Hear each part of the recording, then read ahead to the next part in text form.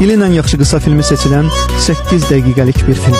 Zalda hamı nəfəsini içinə çəkib gözləyir. İşıqlar sönür, film başlayır. Amma qəribə bir şey var.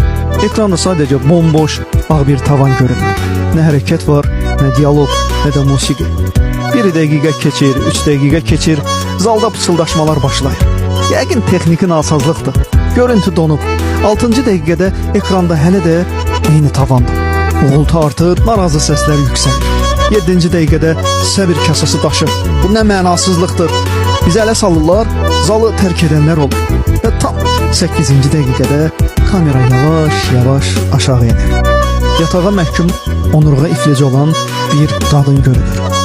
Ekranda bir cümlə peyda olur. Siz bu mənzərəyə cəmi 8 dəqiqə dözə bildiniz.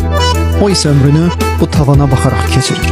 Bu zaman köçündə, bəlalar içində, bu çolub get.